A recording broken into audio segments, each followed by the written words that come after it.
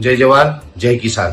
આજે વાત કરવાની છે દેશી અને આધુનિક વિજ્ઞાનની। આમ જોવા જઈએ તો ગઈકાલે વિજ્ઞાન જાથાના એક કોઈ વ્યક્તિ છે કે જેના દ્વારા એક વાહિયાત સ્ટેટમેન્ટ આપવામાં આવ્યું છે, જે ખૂબ દુઃખદ સ્ટેટમેન્ટ છે। એમના દ્વારા આમ તો જોવા જઈએ તો જેને આપણે ગુજરાતનું ગૌરવ કહી શકાય, ગુજરાતનું ઘરેણું કહી શકાય એવા અંબાલાલ કાકા ઉપર પ્રહાર કર્યો છે કે અંબાલાલ કાકા છે આમ તો એ વ્યક્તિના પિતાની ઉંમરના છે, છતાં પણ એની સાથે તોછડાઈ ભરી વાત કરી અને એમને જે વર્તન કર્યું છે તે ખરેખર અસભ્યતા ભર્યું વર્તન છે। હવે અંબાલાલ કાકા જે આગાહી કરે છે વરસાદની આગાહી, એ તો વર્ષો જૂની આપણી એક પરંપરા છે। આપણા ભારત દેશની અંદર જે વડીલો થઈ ગયા, ઋષિમુનિઓ થઈ ગયા છે, જે વર્ષોથી વિજ્ઞાનનું કામ કરતા આવ્યા છે, આજથી હજારો વર્ષો પહેલા પણ ઘણા બધા વિજ્ઞાનના જે સિદ્ધાંતો આપ્યા છે એ આજની તારીખે આધુનિક વિજ્ઞાન છે એને પણ માન્ય રાખવા પડે છે। આપણા જે વડીલો હતા, અમુક જે ઋષિમુનિઓ હતા, સંત હતા, એની જે વિજ્ઞાનની ખોજ કરી છે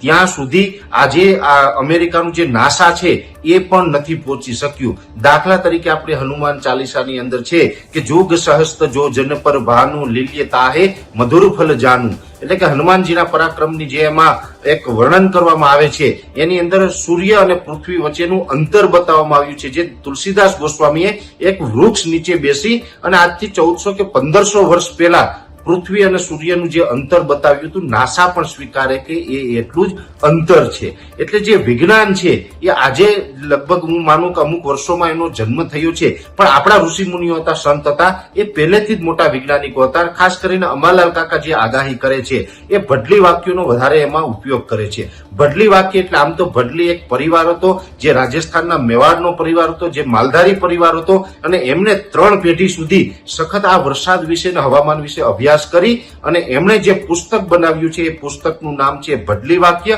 એ પુસ્તકની અંદર જે હવામાનના અમુક લક્ષણો બતાવવામાં આવ્યા છે કે આ નક્ષત્ર હોય, આ ગ્રહો હોય, અથવા તો આ વાર હોય, આ તિથિ હોય તો આવું થાય, અને એ જ મુજબ અત્યારે વર્ષોથી થતું આવ્યું છે। એ 1300-1400 વર્ષ પહેલા ભડલી પરિવારે જે પુસ્તક લખ્યું છે એમાં પણ ઘણું બધું સત્ય છે। આવી જ રીતે જે અંબાલાલ કાકા કામ કરે છે એવી જ રીતે જોવા જઈએ તો જુનાગઢની અંદર કૃષિ યુનિવર્સિટી દ્વારા એક વર્ષા વિજ્ઞાન પરિસંવાદ ચલાવવામાં આવે છે, જેમાં લગભગ 45 થી 50 જેટલા આગાહીકારો છે એમાં સામેલ થાય છે, બધા આગાહી કરે છે, અને વર્ષા વિજ્ઞાન પરિસંવાદની અંદર જે પણ આખું જે આગાહી કરવામાં આવે છે એની અંદર પણ ઘણી બધી સચોટ આગાહી થાય છે, અને એ ખેડૂતોને ખૂબ ઉપયોગી થાય છે। એટલે જે કઈ આપણી પરંપરા છે, દેશી વિજ્ઞાન છે, એના ઉપર આગાહી થતી હોય એમાં પણ ખેડૂતોને ફાયદો થાય છે, અને એ આગાહી ઘણી બધી સત્યની નજીક હોય છે। અને જ્યારે આપણા વડીલ મુરબ્બી અંબાલાલ કાકા પટેલની વાત છે તો અમે પણ હું પણ એક વિજ્ઞાન અને ટેકનોલોજીના આધારે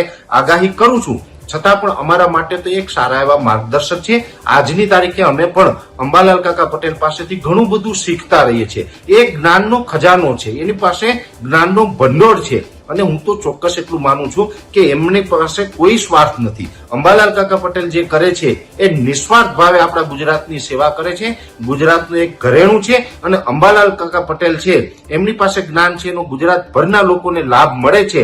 એટલે આની જે ગુજરાતની સેવા કરી છે, ખરેખર તો અંબાલાલ પટેલ જેવા વ્યક્તિને પદ્મશ્રી પુરસ્કારથી આપણે સન્માનિત કરવા જોઈએ, સરકારે પણ એમની નોંધ લેવી જોઈએ। આવી કોઈ પણ 1 રૂપિયાની આવક વગર એ નિસ્વાર્થ ભાવે જે પ્રકારે સેવા કરી રહ્યા છે, અને આવા સેવા ભાવી માણસને પણ કોઈ સસ્તી પબ્લિસિટી માટે, પોતાના તુચ્છ વિચારો માટે થઈને જો એ ક્યાંય કલંક લગાડતા હોય, બદનામ કરતા હોય તો આ દુઃખની વાત છે, અને આ જરાય ચલાવી લેવામાં ન આવે।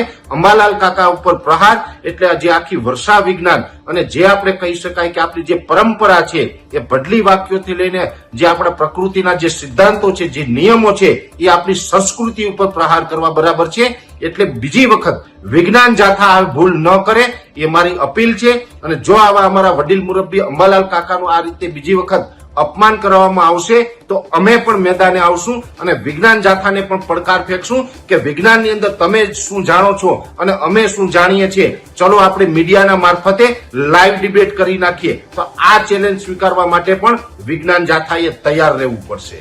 જય જવાન જય કિસાન। અમે તમને આપીશું પણે પણના સમાચાર। જો તમે અમારા નિર્ભય માર્ગ ન્યૂઝ ચેનલને સબસ્ક્રાઇબ કર્યું નથી તો અત્યારે જ નીચે આપેલા આઇકોન બટન પર ક્લિક કરીને સબસ્ક્રાઇબ કરો અને શેર કરવાનું ભૂલશો નહીં।